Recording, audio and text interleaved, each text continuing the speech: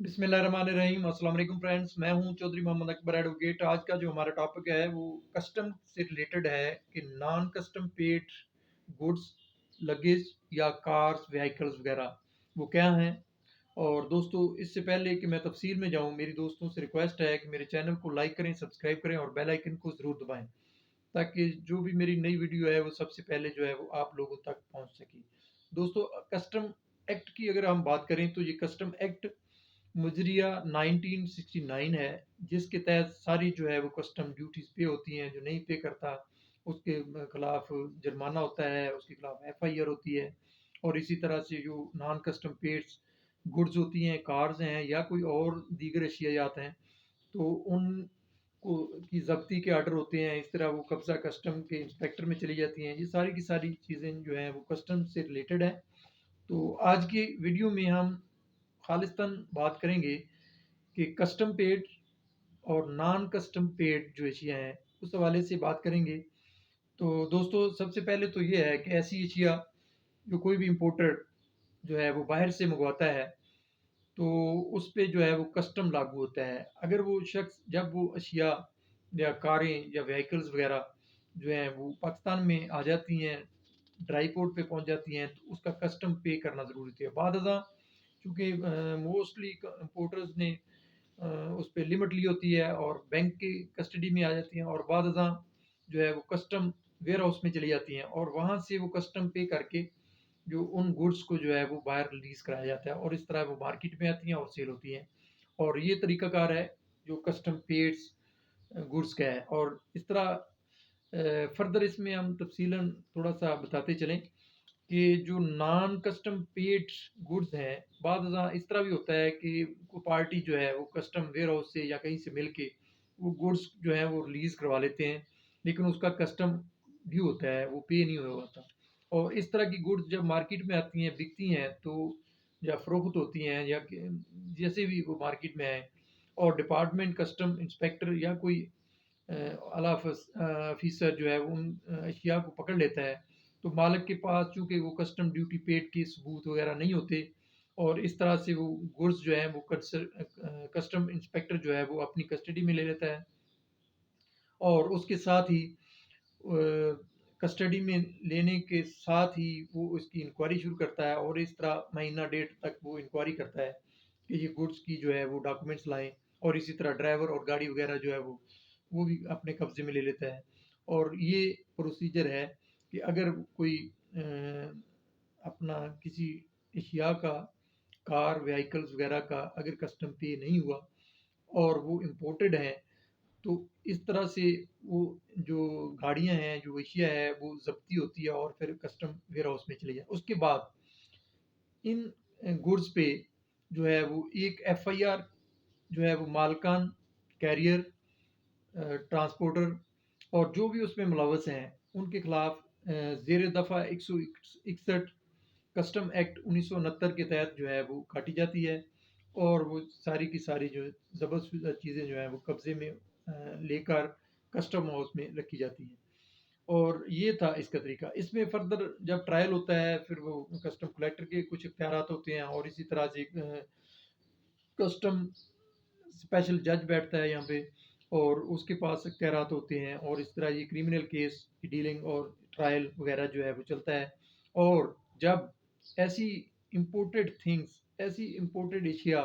जिनका कस्टम पे ना हुआ हो, लेकिन वो जेनुअनली इम्पोर्टेड हूँ और वो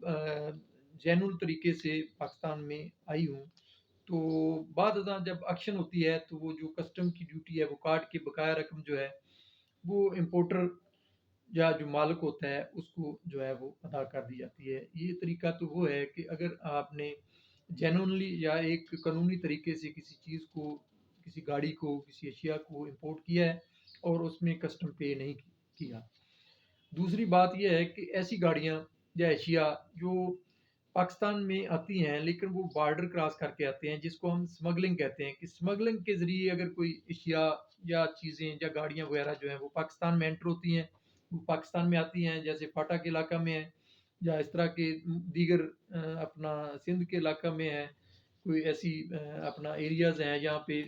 custom paid, non custom paid गाड़ियाँ वगैरह जो है वो इम्पोर्ट होती हैं, वो स्मगल भी होती हैं और वहाँ पे चलनी अलाउ है उनको। लेकिन अगर हमारे इधर पंजाब में कोई बंदा वहाँ से खरीद लेता है गाड़ी और वो समझता है कि नॉन कस्टम पेड है, बहुत ही सस्ती है, 2-4 लाख में मिल जाती है, करोड़ों की गाड़ियाँ लाखों में मिल जाती हैं और इस तरह लाखों की गाड़ियाँ हज़ारों में मिल जाती हैं। इस तरह की गाड़ी अगर कोई खरीद लेता है तो उसका क्या तरीक़ाकार है? वो चूँकि स्मगल शुदा गाड़ी है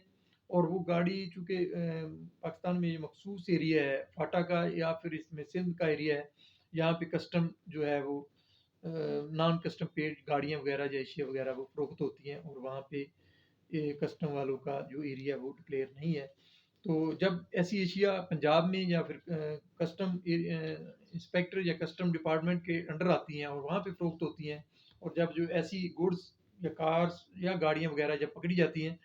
तो फिर वो कस्टम इंस्पेक्टर जब इनको कब्ज़ा में लेता है, तो अगर कोई मालिक उसका कोई कस्टम की ड्यूटी या डॉक्यूमेंट पेश नहीं कर सकता, तो वो एशिया जो है वो ज़ब्त हो जाती हैं, कन्फिस्केशन हो जाती है उनकी और बाद अज़ां उनको कस्टम वाले डिपार्टमेंट वाले जो हैं वो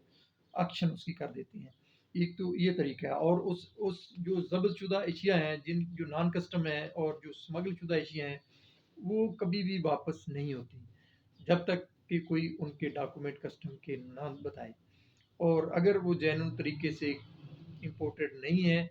तो वो कभी भी उनकी जो पैसे हैं, वो सारी का सारा जो है मालिक को या खरीदने वाले को लॉस हो जाता है उसका, वो कभी भी वापस जो है उनकी पैसे जो है वो नहीं मिलते।